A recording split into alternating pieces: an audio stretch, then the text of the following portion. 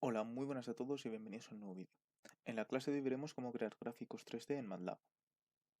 Al igual que hemos hecho con los gráficos 2D, para generar gráficos 3D tenemos que definir los ejes que van a componer nuestro gráfico. Por lo tanto, vamos a definir primero nuestro eje X, que vamos a suponer que es un vector que va de -2 a 2 con rangos de 0,1, y que vamos a suponer que es lo mismo, un vector de -2 a 2,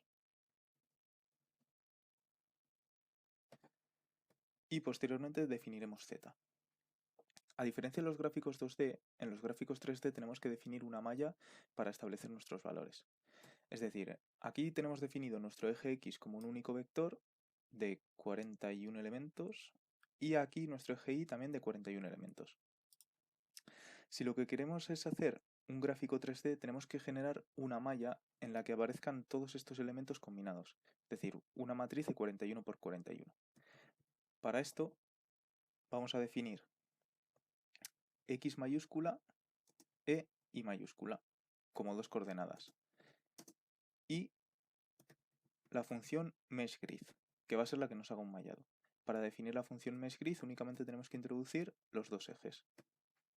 Y de esta manera ya tendríamos definidos nuestros ejes X e Y. Aquí me aparece una advertencia, pero es porque recomiendan utilizar coma para separar nuestros dos elementos.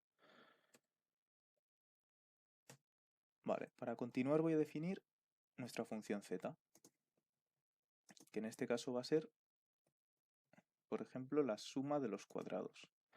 Como veis, estoy poniendo un punto antes de la potencia, puesto que, como hemos visto en capítulos anteriores, como queremos ir multiplicando elemento por elemento, tengo que poner ese punto.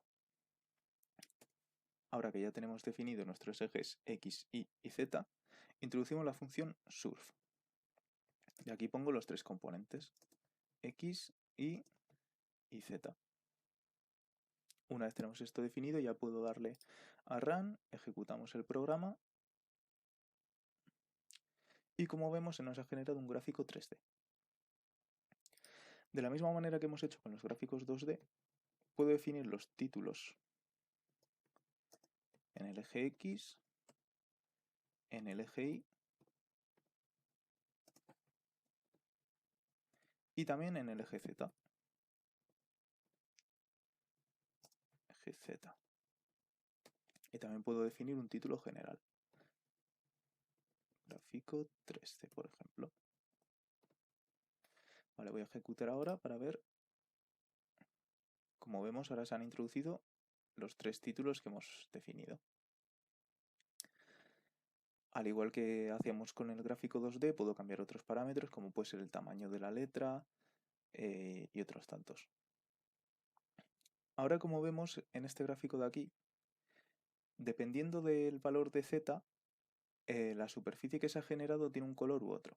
Es decir, los valores más altos tienen colores más amarillentos y los más bajos más morados. Esto se debe al mapa de color. Si queremos ver nuestra barra de color, lo único que tenemos que introducir es el comando colorbar. Ahora, como vemos, aquí nos aparece una barra en la que se define cada color qué valor tiene en el eje Z. Si estos colores que aparecen aquí no nos gustan, podemos definir otra escala de colores. Para esto tengo que introducir color map y aquí la escala de colores que queremos. Por ejemplo, una de ellas es hot. Y como vemos, ahora nos ha cambiado la escala de colores. Si queremos ver otras escalas de colores, únicamente tengo que introducir help color map y aquí MATLAB nos proporciona todas las escalas de colores y cómo definirlas.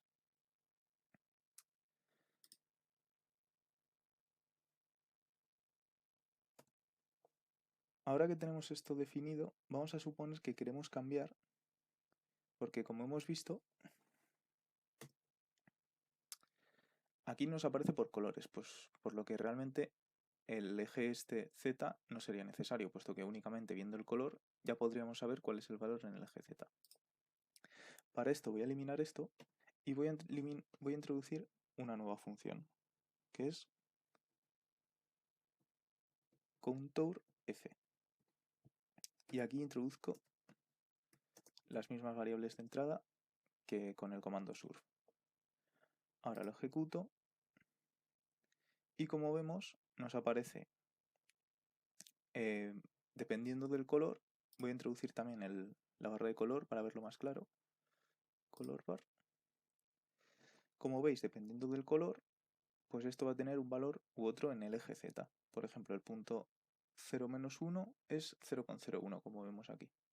Pero los puntos más alejados, por ejemplo, 1,8 menos 1,8, 6,48. Como vemos aquí con este color verde que estaría por esta zona. Al igual que estas funciones, tenemos muchas otras para definir gráficos 3D. Pero con esto ya tendréis suficiente para ver cómo funcionan y poder empezar a hacer vuestros primeros programas con gráficos 3D. Si tenéis alguna duda o comentario, como siempre os digo, dejadmela por la caja de comentarios.